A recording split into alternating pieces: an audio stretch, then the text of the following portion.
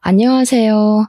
저는 지금 30대 중반으로 달려가고 있는 오늘을 화끈하게, 내일은 화려하게 살고 싶다는 걸 목표로 삼고 있는 여성입니다.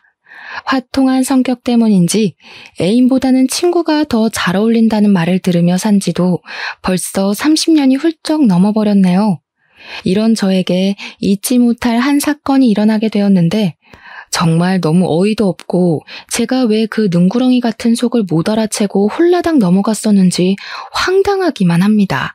친구들에게 말을 해봐야 세상 물정 모르고 뒤통수 맞았다고 욕이나 한 번 더 얻어먹을 것 같다는 생각에 저를 아무도 모르는 이곳에 찾아와 이렇게 사연을 남겨봅니다. 제가 연애를 많이 해본 것이 아니라서 남자의 마음을 너무나도 몰랐던 게 이번 사건의 패착이라는 생각도 물론 합니다만 그래도 역시 사람을 속이는 쪽이 못된 놈 아니겠습니까? 여러분들께서는 제가 바보 같은 건지 아니면 저를 속인 그놈이 나쁜 놈인 건지 제대로 한번 이야기를 들어주시고 선택을 해주시면 감사하겠습니다. 이렇게나마 제 편을 만들었으면 하는 마음에 별의별 말을 다 털어놓네요. 그럼 서로는 여기서 줄이고 제 이야기를 풀어보겠습니다.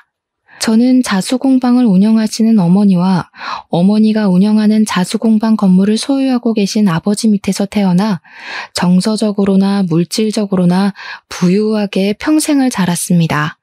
저희 어머니께서 자수공방을 운영하신 덕분에 어릴 때부터 저도 자수를 배워서 그런지 인내심이 강하고 조용조용하며 강한 멘탈을 소유한 사람이 되었습니다.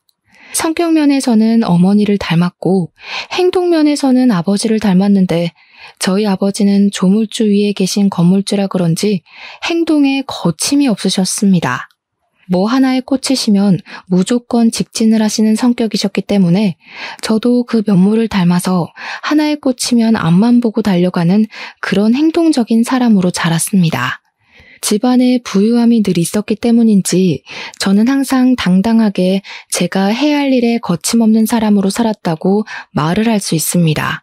아무튼 저희 가족은 상당히 화목한 가정을 이루며 잘 지냈는데 원래 행복하면 그만큼의 불행의 그림자가 따라온다고 말을 하지 않겠습니까? 저희 아버지께서 갑자기 피곤하다, 몸이 힘들다, 체력이 많이 소모되는 것 같다 하셨는데 저희 아버지께서 또 운동을 상당히 좋아하셨거든요. 저는 그냥 아버지께서 운동을 하느라 피곤한 건 줄 알고 아버지도 이제 나이를 많이 드셔서 그런 거다 했는데 건강검진을 가셨다가 췌장암에 걸린 걸 알게 되었습니다. 췌장암이라는 게 증상도 뒤늦게 나타나는 바람에 이미 저희 아버지는 숨쓰기에는 많이 늦은 몸이 되어버렸습니다.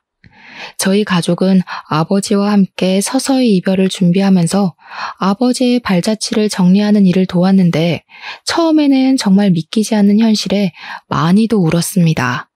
아버지께서 너무 덤덤하게 우리 가족과의 이별을 준비하시며 웃는 얼굴만 기억하고 가면 좋겠다고 말씀을 하실 때는 정말 속이 말이 아니었습니다.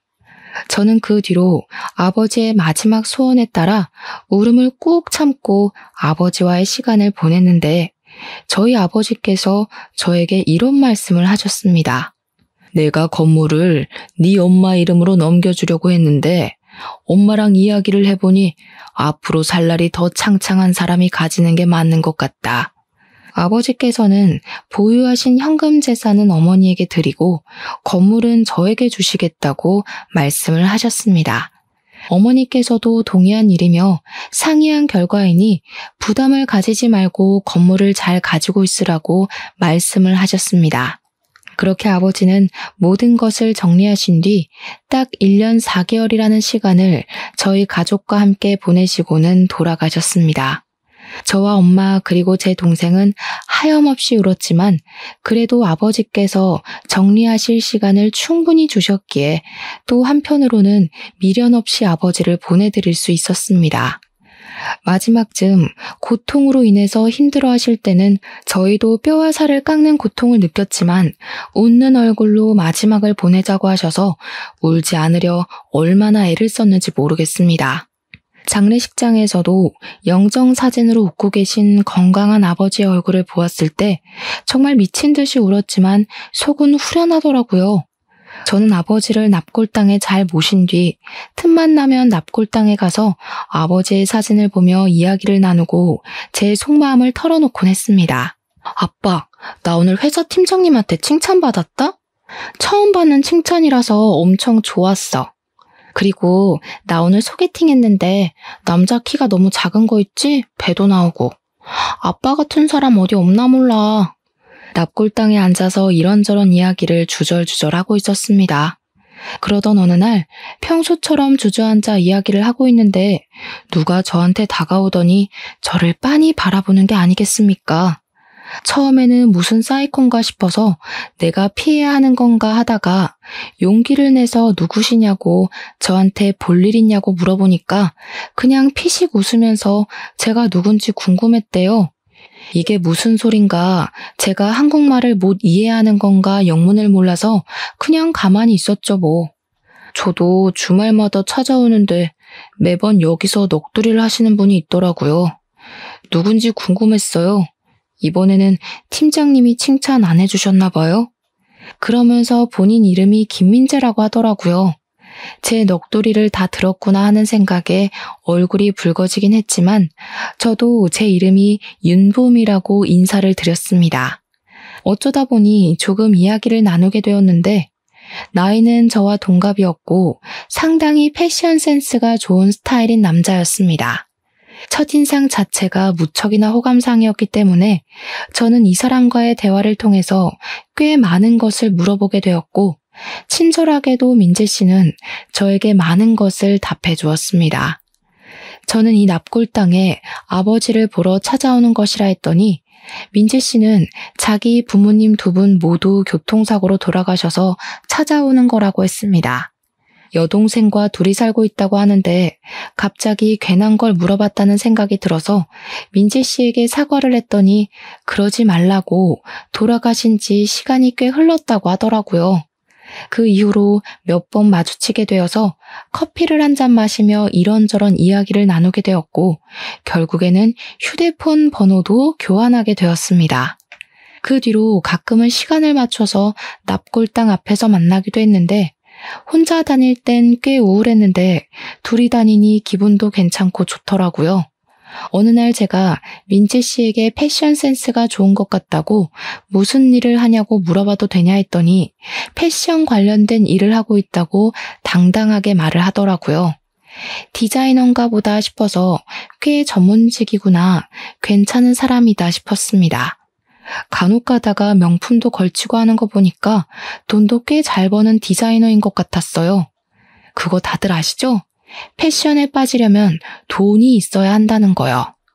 꽤 자주 만나기도 했고 대화를 많이 나누다 보니까 민재 씨에게 호감이 생겼고 민재 씨 또한 저와 같은 마음인지 고백을 하더라고요. 저희는 연애를 시작하게 되었습니다. 순탄한 연애가 시작되었고 저희가 연애를 시작한 지 10개월이 딱 흘렀을 때 민재 씨는 저에게 남자친구가 아닌 남편이 되고 싶다고 프로포즈를 했습니다. 저희 나이가 30밖에 되지 않아 아직은 이르다고 생각했지만 민재 씨는 저에게 지금이 결혼 정년기인 것 같다고 하더라고요. 의견 차이가 있긴 했지만 부모님이 계시지 않기에 하루빨리 자기만의 가정을 꾸리고 싶었다는 민재 씨의 말이 계속 귀에 맴돌았어요.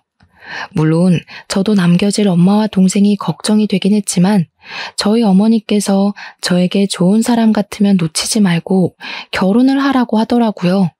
돈이 없는 것도 아니고 회사도 다니고 있고 건물 월세도 받고 있는데 가정을 빨리 이뤄서 정착을 하면 어머니와 동생도 안심이 되고 좋을 것 같다고요.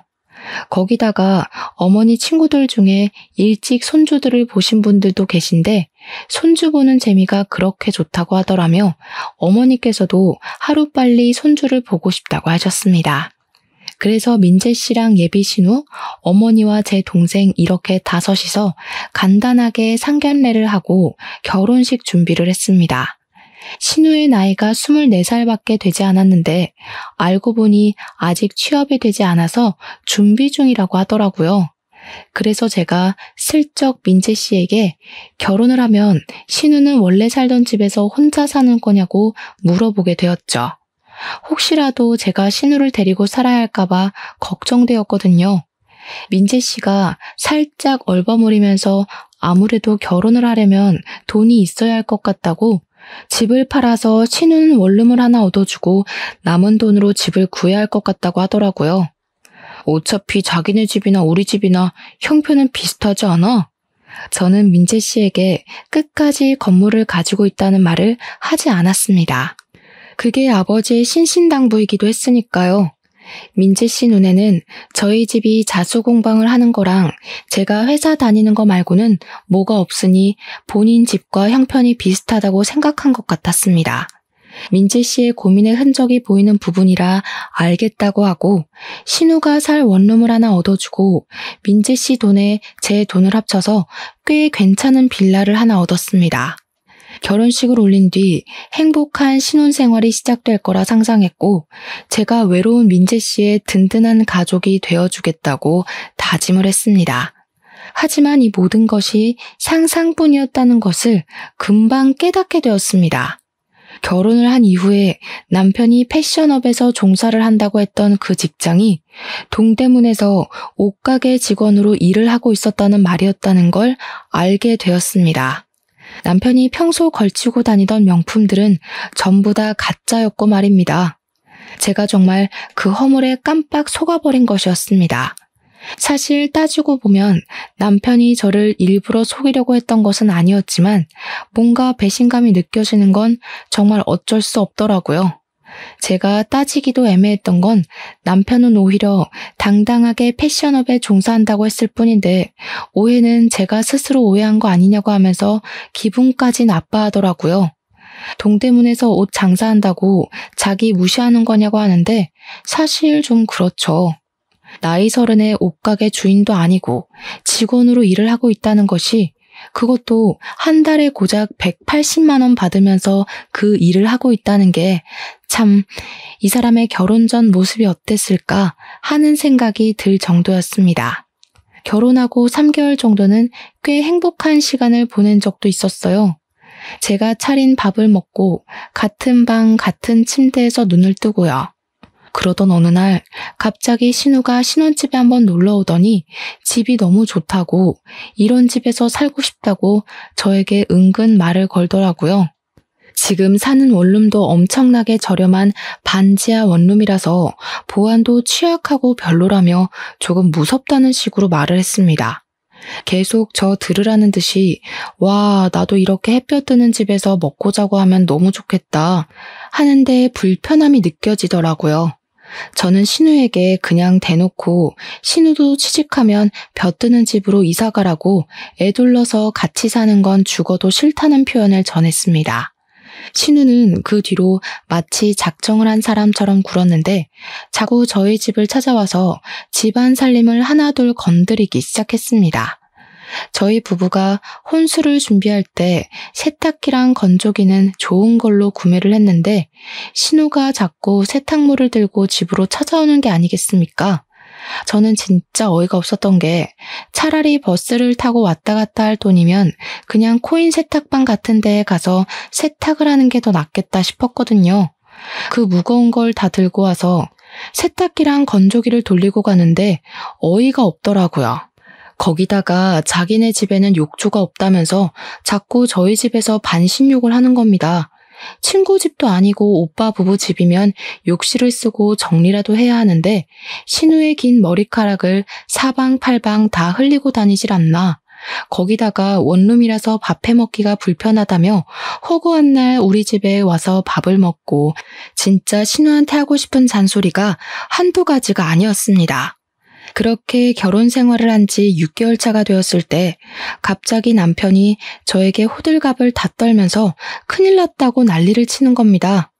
저는 갑자기 발을 동동 구르는 남편 때문에 놀라서 무슨 일인지 일단 진정을 하고 말을 해보라고 했더니 글쎄 신우네 집에 도둑이 들었다는 게 아니겠습니까? 지금 당장 가봐야겠어. 도둑이 들었다니. 여자 혼자 사는 집에 위험하게. 저도 깜짝 놀라서 남편이랑 같이 신우네 집에 찾아갔더니 신우는 울고 있고 경찰이 와서 집안을 샅샅이 뒤지고 있더라고요. 저는 정말 깜짝 놀라서 신우에게 뭐 없어진 건 없냐고, 다친 데도 없는 거 맞냐고 이것저것 물어봤는데 신우는 고개만 도리도리 젓고 모르겠다고 울고만 있었습니다. 신우가 나이도 어린데 여자 혼자 사는 집에 도둑이 들었으니 얼마나 놀랐겠습니까? 남편은 경찰이랑 이런저런 이야기를 나누고 있고 저는 신우를 안아주며 달래다가 결국에는 일단 짐부터 싸라고 이야기를 했습니다. 신우가 멀뚱멀뚱 있길래 제가 신우 집에서 대충 캐리어를 잡아들고 당장 급한 짐부터 싸라고 닥달을 했죠. 난장판이 된 집에서, 그것도 방금 도둑이 들어왔던 반지하 원룸에서 신우를 다시 내버려 두고 집에 간다는 것 자체가 말이 안 되는 일 아니겠습니까? 신우한테 일단 집이 정리가 되고 도둑이 잡힐 때까지만이라도 우리 집에서 지내는 게 좋겠다고 이야기를 하니까 신우가 울먹이면서 고개를 끄덕였습니다. 도둑이 잡히지도 않은 상황에 그 집에서 또 어떤 봉변을 당할 줄 알고 신우를 혼자 둘 수 있겠어요. 저로서는 최선을 다한 방법이었습니다. 그날 이후로 신우와의 불편한 동거가 시작이 되었는데 막상 집에 들이니까 후회가 아주 막심하게 들긴 했습니다. 이 계집애가 합법적으로 우리 집에 들어와 같이 살기 시작한 이후로 욕실에서 씻고 제 샤워 가운을 말도 없이 입고 나오지를 않나 쓰레기도 아무데나 막 버리더라고요. 분리수거를 모르는 사람인 것처럼 플라스틱이며 비닐이며 아무데나 막 버리고 제일 중요한 음식물 쓰레기를 버리지 않아서 수채구멍에 쌓아두는 겁니다. 신우에게 잔소리도 해보고 버리는 방법을 알려주었지만 돌아오는 말은 언니가 대신해주면 안 돼요? 였습니다. 제가 무슨 부모도 보모도 아닌데 말입니다. 서서히 스트레스가 쌓여가고 신우와 같이 사는 일에 힘듦을 느끼고 있던 어느 날 남편에게 슬쩍 신우에 대한 이야기를 꺼냈습니다. 이제 어느 정도 정리도 다 됐을 것 같은데 신우는 집에 안 돌아간대? 어떻게 도둑이 든 집에 보낼 수가 있겠소. 도둑이 잡혔다는 소식도 못 들었는데 자기 일 아니라고 너무 매정하게 구는 거 아니야? 남편이 인상을 팍팍 쓰면서 이야기를 하는데 솔직히 저도 그 말을 쉽게 꺼낸 것은 아니었습니다. 제 일이었다면 저는 눈치를 보면서 신혼부부 살림을 도우며 살았을 거라 장담할 수 있어요. 거기다가 신우는 빨래도 안 해, 청소도 안 해, 밥도 안 해. 우리 부부가 맞벌이 부부임에도 불구하고 신우는 취업 준비한다고 집에서 놀고 먹는데 집안일까지 어지르기만 하니까 화가 날 수밖에 없는 상황이지 않겠습니까?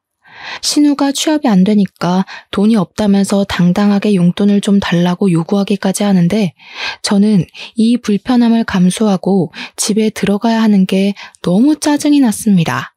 솔직히 말하면 신혼부부임에도 불구하고 퇴근을 해서 집에 돌아가는 그 시간이 제일 싫을 정도였습니다.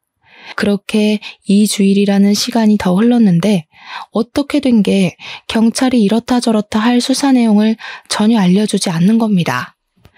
도둑이 잡혔다던가 아니면 뭐 동네에서 그런 추가적인 범죄가 일어났다던가 뭐가 발견이 됐다던가 하는 수사 진척 사항에 대해 말을 해줘야 할 거 아닙니까? 아무런 말도 없고 남편에게 물어봐도 자기도 모른다면서 대화를 회피하려고 하더라고요.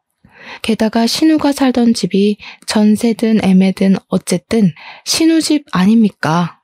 아무런 말도 없고 남편에게 물어봐도 자기도 모른다면서 대화를 회피하려고 하더라고요.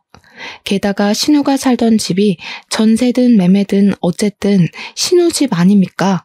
언제까지 그 집을 공실로 내버려두고 있을 수도 없는 일이고 전세면 방을 빼야 하고 매매면 다른 사람에게 세를 놓던가 해야 하지 않겠습니까?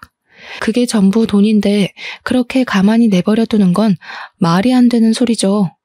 반지하 원룸이었기 때문에 보안이 취약해서 벌어진 일이니까 전셋집이라면 위약금을 조금 물더라도 다른 곳으로 이사를 해야 하는 거 아닌가 싶었습니다. 신우가 언제까지 우리 집에서 살 수 있는 것도 아닌데 나갈 생각은 없고 진짜 제 속이 시커멓게 타는 기분이 들었습니다. 결국에는 참다 못해 퇴근길에 경찰서에 들러서 담당 형사를 붙잡고 제가 직접 물어봤습니다. 수사는 어떻게 되고 있는 건가요? 이렇다 저렇다 할 말도 없으시고 범인 검거 1등 국가라더니 좀도둑 하나 못 잡으면 안 되는 거잖아요. 예? 무슨 말씀이신지? 가족분들에게 말씀드렸는데요. 수사 종결됐어요, 그 사건. 네? 범인이 잡혔나요? 언제요? 그 이야기 못 들으셨구나. 국과수에서 나와서 지문 검시까지 싹 했는데 침입자 흔적이 나타나지 않아서 그냥 혐의 없음으로 사건 종결됐어요. 없어진 물건도 없다고 하고 본인이 전날 술을 하도 마셔서 어지른 것 같다면서 죄송하다고도 했고요. 이게 다 무슨 소리인가 싶었습니다. 신우가 우리 집에서 산 지도 한 달이 다 되어 가는데 갑자기 수사 종결이라뇨. 그것도 혐의 없음으로요. 저는 당장 집으로 달려가서 퇴근하고 돌아오는 남편을 붙잡고 경찰서에서 들었던 이야기를 하면서 물어보았습니다.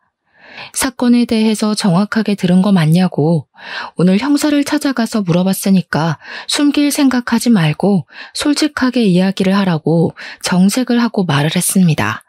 그러니까 남편이 머리를 막 긁으면서 입을 열더라고요. 그걸 또 형사를 찾아가서 물어봤어? 당신도 참. 솔직히 그렇잖아. 내 동생 나이도 어린데 혼자 사는 거 내가 그걸 어떻게 지켜보겠어. 그래서 이참에 그냥 우리 집에서 같이 살면 좋겠다 싶어가지고. 근데 뭐 명분이 없으니까 그런 일을 좀 횡설수설하면서 이야기를 하는데 결론에는 바로 신우이랑 남편이 짜고 저희 집에서 같이 살기 위해 벌인 자작극이었다는 소리였습니다. 자연스럽게 합가를 하고 싶은 마음에 그런 일을 벌인 것이었어요. 심지어 직접 경찰에 신고까지 하면서 말입니다. 어떻게 사람이 그런 짓까지 해가면서 속이려고 하는지 소름이 다 돋을 지경이었습니다. 우리 엄마도 동생이 지금 타지에 나가 있어서 혼자 살고 있는데 그럼 나도 엄마 걱정되니까 우리 집으로 불러서 같이 살아도 돼? 아니, 장모님이랑 내 동생은 다르잖아. 장모님은 불편하고. 저는 신우가 안 불편하겠습니까? 남편이 이런 작당 모의를 했다는 게 너무나도 정 떨어지는 포인트였습니다. 신우가 살던 집도 알고 보니까 보증금 없이 들어가는 월세집이었더라고요. 남편이 버는 돈으로 월세를 내주고 있었던 것이었습니다. 그러다가 모아둔 돈도 떨어지고 월세를 감당하기 힘들어지니까 이런 수를 써서 합가를 생각한 겁니다. 진짜 뒷박하게 맞아 들어가더라고요. 그렇게 쫓아내지도 못하고 완벽하게 합의가 되지도 못한 동거가 시작이 되었는데 제가 신우한테 직접적으로 불편하다, 나가달라는 소리를 안 해서 그런 건지 신우가 너무 뻔뻔하게 저희 집에 늘어붙어서는 말도 안 되는 요구를 막 하기 시작하더라고요. 언니 화장품 좀 써도 되지? 어차피 언니랑 나랑 비슷비슷한 색이 어울리니까 언니 것 좀 쓸게. 그리고 나 옷 좀 빌려주면 안 돼? 나 이번에 좋은 데 가야 하는데 언니 옷이 비싸고 좋은 게 많더라. 언니 돈 잘 버나 봐? 그런 식으로 제 물건을 마치 지 물건처럼 쓰고 다니는데 안 된다 해도 몰래 쓰고 있더라고요. 그러다가 선을 제대로 넘는 사건이 발생하게 되었습니다. 제가 20살이 되었을 때 우리 아버지께서 저에게 대학생이 되었으니까 명품 하나쯤은 있어도 좋을 거라면서 비싼 클래식 라인으로 나와서 지금은 웃돈을 주고도 구입하기 어려운 명품 가방입니다. 다른 것도 아니고 저의 돌아가신 아버지께서 20살 기념 첫 선물로 사주신 가방이었으니 저에게 의미가 남다른 물건이기도 했고요. 제가 그 가방만큼은 정말 신주단지 모시듯이 아끼고 보살피고 있었는데 이 정신 나간 신우인연이 저한테 말도 없이 그 가방을 들고 나가서 스크래치를 내온 겁니다. 언니, 내가 이 가방 들고 나갔다가 술 먹고 떨어뜨렸는데 가죽에 흠이 생겼어. 미안해. 아니 근데 무슨 명품이 이렇게 약해? 이거 짭 아니야? 그 순간 너무너무 열이 받아서 신우의 뺨을 그냥 갈겨버렸습니다. 얼마나 세게 쳤는지 제 손바닥이 얼얼할 정도로 신우의 뺨을 갈겼고 신우는 울지도 못하고 입을 떡 벌린 채로 저를 보더라고요. 이 가방이 어떤 가방인데 내 허락도 없이 마음대로 쓰고 스크래치를 내와? 나한테 물어봤으면 절대로 못 들고 나가게 했을 거야, 알아? 당장 내 집에서 나가. 지금 내 뺨 때려놓고 소리까지 지르는 거야? 나 태어나서 뺨 맞아보는 거 처음이야. 언니가 사과하면 용서해줄게. 사과해. 내가 너한테 왜 사과를 해야 하니?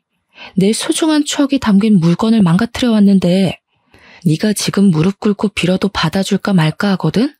저는 바로 남편에게 전화를 걸어서 당장이라도 신우를 쫓아내지 않으면 이혼을 하겠다고 큰 소리를 떵떵 쳤습니다. 남편이 집으로 돌아와서는 사태의 심각성을 깨달은 건지 저를 설득하려고 아주 난리를 치더라고요. 신우를 내쫓겠다. 근데 당장 돈도 없고 집도 못 구하는 처지 아니냐고요. 저에게 며칠만 시간을 주면 고시원이라도 찾아서 내보내겠다고 신신당부를 하길래 일단 알겠다고 대꾸는 했는데 그럴 리가 있겠습니까? 일주일이 지나고 2주일이 지나고 그냥 시간이 흘러서 제가 포기를 하거나 신우를 용서할 때까지 버티는 느낌을 팍팍 받았습니다. 남편도 제 눈치만 슬슬 보면서 날이 추워서 지금 집 나가면 고생할 게 뻔한데 이런 소리나 하고 있고요. 아, 이 연놈들이 반성이 없구나. 저를 그냥 호구로만 생각하는구나. 이런 식으로 영영 눌어붙을 준비를 하고 있구나 하는 생각이 들기 시작하면서 그 두 남매를 보고 싶지 않아졌습니다. 꼴도 보기 싫어서 가끔 친정집에 와서 잠을 자고 가곤 했는데 어머니께 이런 이야기를 전부 했더니 어머니께서 한숨을 푹푹 쉬면서 어쩐지 하시더라고요. 왜? 엄마도 뭐 느낀 거 있어? 아니면 내 남편이 엄마한테 뭐라고 했어? 아니, 우리 딸 결혼하고 얼마 지나지 않아서부터 자꾸 너희 아빠가 꿈에 나오는 거야. 너네 아빠가 엄마 보고 사람 보는 눈이 그리 없어서야 되겠냐고 어찌나 잔소리를 하던지. 처음에는 무슨 이런 개꿈이 다 있나 싶었는데 살면서 제 이야기를 전해 들으며 아버지께서 어머니에게 이 결혼을 시키지 말라고 말렸던 행동이었다는 걸 알게 되었다고 하셨습니다. 저에게 계속 어머니는 한숨을 쉬며 본인이 사람 보는 눈이 없어서 이 사달이 난 것 같다고 이혼을 하려면 애가 들어서기 전에 빨리 하라고 하시더라고요. 이런 건 참고 살아봐야 병만 키우는 일이라고 하시면서 행동력 있는 우리 딸을 믿는다고 결단력 있게 행동하라고 조언을 해주셨습니다. 저는 어머니까지 저의 편이라는 것을 깨닫고 마음이 든든해진 덕분에 제대로 이혼을 결심하게 되었습니다.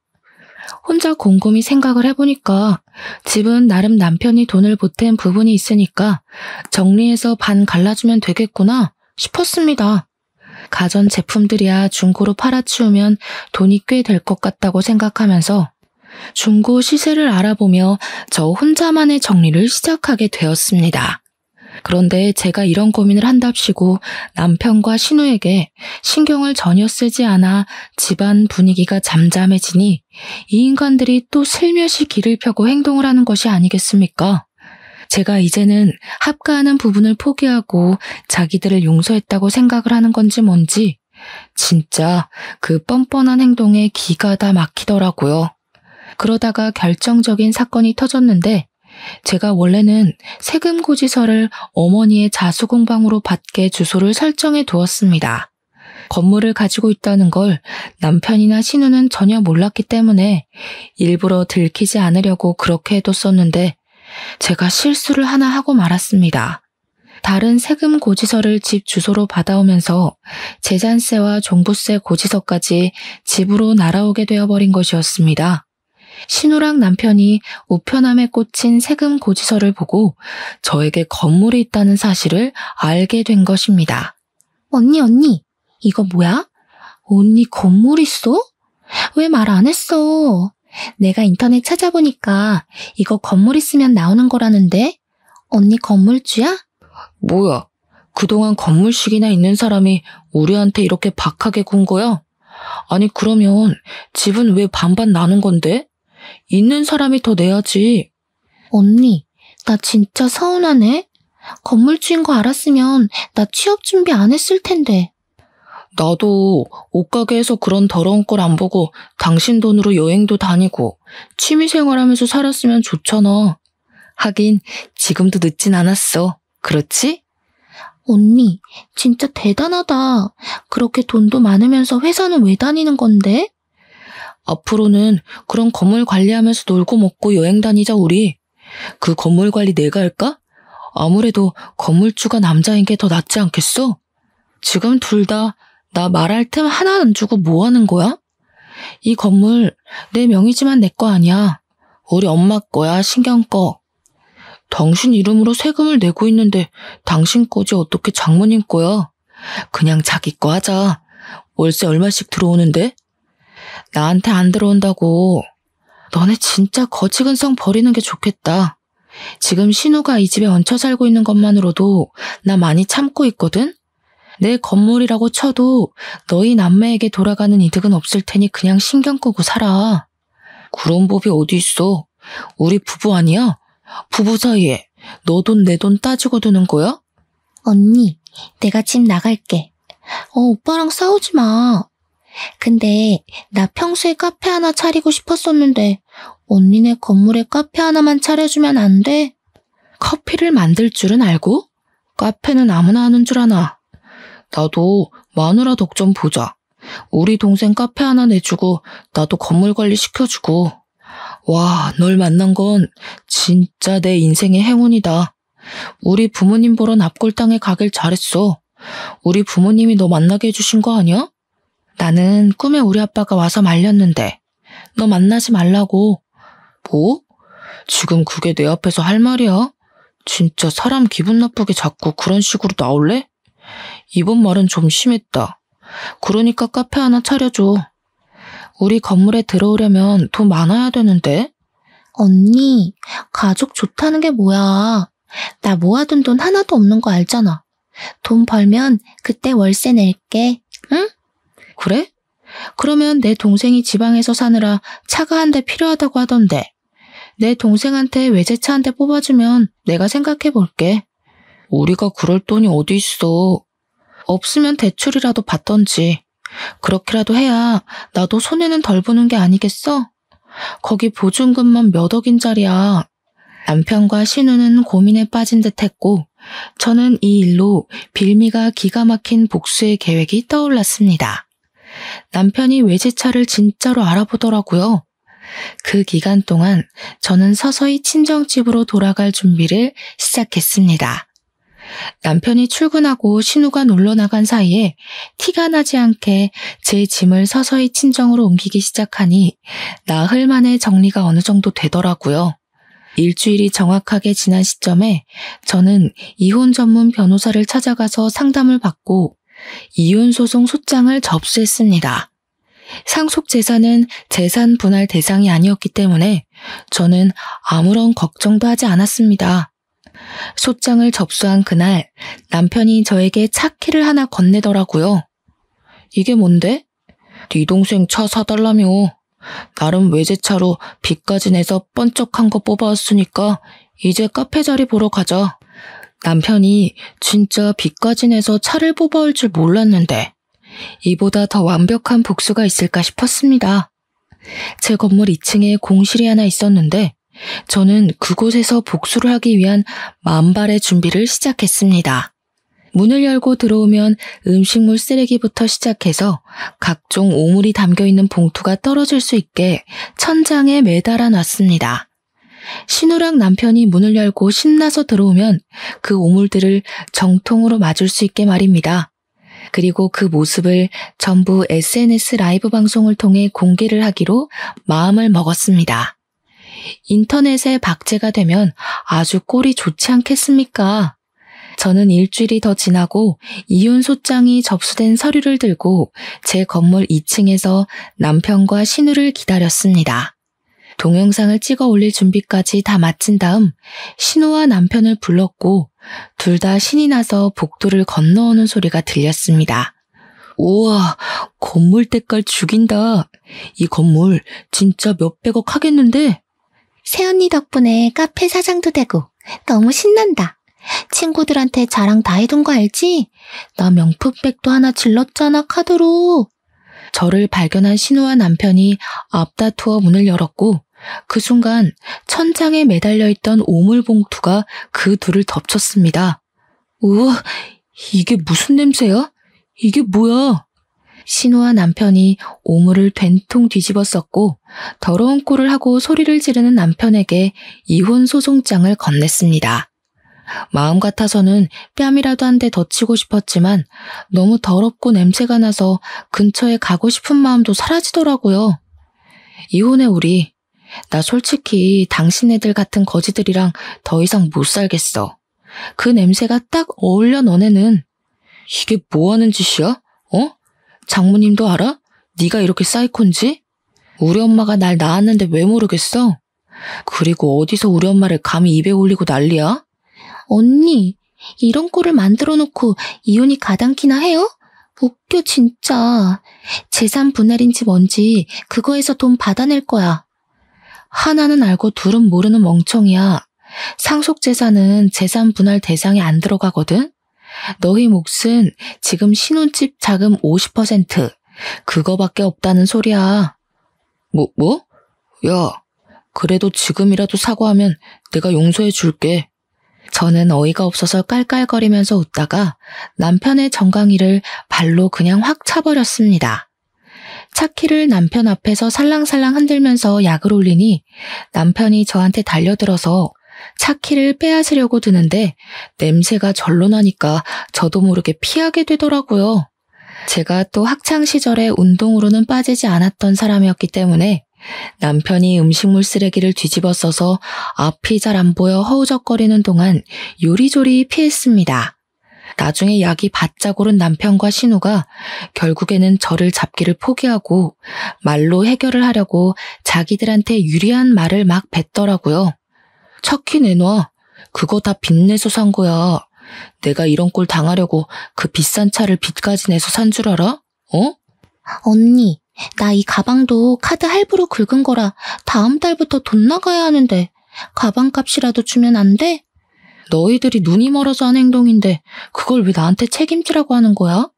지금이라도 우리한테 잘못했다고 빌어. 그러면 우리도 넘어가 준다니까? 너같이 아무것도 없고 허세만 가득한 새끼를 사랑한다고 감싸줬던 내가 병신이었어. 내가 사과할 일이 뭐가 있어? 그동안 나한테 한 짓을 생각해봐. 너희 남매가 그동안 나한테 빌붙었던 거, 온갖 거짓말로 날 속였던 거 생각하면 음식물 쓰레기도 아까워. 알아? 우리는 운명으로 만난 거잖아. 우리 부모님, 장인어른이 납골당해서 우리를 이어준 거라니까? 개소리 하네 진짜. 우리 아빠가 귀신 돼서 나타났다니까 너랑 헤어지라고? 집은 부동산에 이미 내놨으니까 정확하게 반반 정리하자고. 아, 혼수는 전부 내 돈으로 했던 거 기억하지? 그래서 그거 전부 중고나라에 올려놨어. 내 물건이니까 소유권도 나한테 있는 거 알지? 건드리기만 해봐. 그제야 제가 한 모든 이야기가 진짜라는 것을 깨달은 건지 뭔지 남편이랑 신우가 그 짓꼴을 하고서는 제 앞에 무릎을 꿇고 빌기 시작했습니다. 우리 부모님을 들먹이면서 당당하게 굴 때는 언제고 제가 진심으로 이혼을 말하고 집도 부동산에 내놨다고 하니까 쫄리기 시작했는지 갑자기 저 자세로 나오더라고요. 제가 없으면 세상을 사는 의미가 없다. 저를 진심으로 사랑하고 이제는 한 가족인데 어딜 떠나라고 하냐면서 말도 안 되는 말을 뱉더라고요. 아무래도 남편에게는 외제차 값에 빚이 생겼고 신우에게는 고작 1,000만 원도 안 되는 돈이긴 하지만 카드값이 남았으니 마음이 급했겠죠. 저는 이미 남편이 제 명의로 사둔 차의 키를 빙빙 돌리면서 끝까지 나약하고 허세있고 찌질한 그들의 모습을 마음껏 비웃어 주었습니다. 당장 그 집에서 쫓겨나면 오갈 곳도 없고 먹고 살 걱정이 되니 어쩔 수 없는 행동이었겠지만 저는 통쾌하게 느껴졌습니다. 제가 씨알도 안 먹힌다는 표정으로 아무 소리도 하지 않으니 남편이랑 신우가 바짝 엎드려서 잘못했다고 빌었습니다. 언니, 내가 그동안 서운하게 했으면 진짜 미안해. 내가 잘못했어, 응? 나 이제 앞길이 창창해질 것 같은데 한 번만 봐주면 안 돼? 내가 카페 성공시켜서 언니한테 돈 다 갚고 효도도 하고, 응? 내가 진짜 잘할게, 언니. 제발 나 한 번만 살려줘. 나 이 가방 1,000만 원짜리란 말이야. 내가 돈이 어디 있어서 이 가방 값을 내겠어. 나도 그 외제차 8천만 원이나 주고 산 차란 말이야. 대출도 제대로 안 나와서 제 3금융 캐피털도 세 군데에서나 빚내서 산 거야. 제발 지금 당신이 모른 척하면 우리 평생 빚쟁이한테 쫓겨다니면서 살아야 한다니까. 까지 말로만 잘못했다고 말을 하고 제 건물에 기대서 편하게 살고 싶다는 말을 돌려하는 그들에게 저는 마지막 인내심까지 사라지게 되었습니다. 말하는 꼬락서니를 들어보니 이것도 아주 잠깐이고 제가 받아주기라도 하면 건물 명의부터 돌려달라고 할 뻔뻔한 연놈들이었습니다. 주먹이 불끈 쥐어졌지만 영상에 다 찍히고 있는 중이었기 때문에 꾹 참고 참았습니다. 혹시라도 폭행 신고가 들어가면 안 되니까요. 이들의 이 뻔뻔한 작태는 전국에 퍼질 거고 이혼 소송도 제 편에서 마무리되길 바라고 있었기 때문에 부모님 생각을 하면서 버텼습니다. 대신 신우가 메고 온 그 1,000만 원에 가깝다는 미니백에 남은 음식물 쓰레기를 탈탈 털어 넣어 주었습니다. 신우가 경악을 하면서 소리를 빽 질렀지만 저는 아랑곳하지 않았죠. 신우는 부들부들 떨면서 가방 내피를 닦아내려고 애를 쓰더라고요. 아우, 진짜 너넨 이 음식물 쓰레기가 아까워. 재활용도 안 되는 쓰레기들이잖아. 안 그래? 난 너네 같은 남 재산 등쳐먹는 인간들이 제일 싫더라. 저는 휴대폰에서 라이브로 중계된 영상을 끄면서 그들에게 나중에 인터넷 살펴보라고 아주 재미난 꼴 실컷 볼 수 있을 거라고 친절하게 설명을 해주었습니다. 그리고 저는 뒤도 돌아보지 않고 친정으로 떠났고 부동산에 내놓았던 집은 나름 위치가 좋았던 빌라라서 그런지 빠르게 매매가 진행되었습니다. 남편과 만나야 하는 상황이 생길까봐 대리인을 통해서 진행을 했고 돈을 받자마자 남편의 통장에 반을 붙여주었습니다. 솔직히 말하면 그 반도 주고 싶지 않긴 했지만 괜히 그랬다가 소송 전에 휘말리면 피곤하니까 정확하게 반반 나누었습니다. 가전은 대부분 중고가로 팔아치웠습니다. 제가 행동력 하나는 끝내주니까 저희 어머니께서도 혀를 내두르시더라고요. 제가 친정에서 지내는 동안 남편과 신우는 살려달라며 저희 친정을 매일같이 두드렸지만 저는 문을 절대 열어주지 않았습니다. 어차피 끝난 마당에 그들의 억울한 이야기를 들어서 어디다 쓰겠습니까? 하지만 남편과 신우는 끝까지 저희를 귀찮게 하더라고요. 저희 어머니의 자수공방까지 찾아가서 행패를 부려 결국에는 경찰까지 불렀다고 하더라고요. 그 뒤로 유능한 변호사님의 빠른 진행으로 돈 한 푼 손해보지 않고 이혼 소송까지 마무리 지었습니다. 마지막 재판 선고일에 남편과 신우가 엉엉 울면서 잘못했다고 비는데 꼴이 진짜 우습더군요. 이혼을 한 지 5개월이 더 지난 지금 저는 여전히 성실하게 회사를 다니고 있는 중이고 자꾸 찾아오는 전 남편과 신우는 접근 금지 명령을 받게 조치를 취했습니다. 간간히 들려오는 소식에 의하면 둘 다 빚쟁이들에게 쫓겨다니고 있다고 하더라고요. 저는 일부러 남편에게 받은 외제차를 동생에게 선물로 주었고 제 동생은 그 차를 아주 잘 끌고 다니고 있습니다. 꿈의 아버지가 그 뒤로 나오지 않아 보고 싶고 죄송스럽기도 하고 그러네요. 아, 그 연놈들을 혹시라도 마주칠까 납골당도 다른 곳으로 옮겨버렸습니다. 아버지께서 저를 지켜주고 있을 거라 믿어 의심치 않기에 저는 오늘도 내일을 향해 달려갑니다. 여러분들에게도 항상 좋은 일만 가득하시길 바라면서 저의 사이다 사연은 여기서 마무리하겠습니다.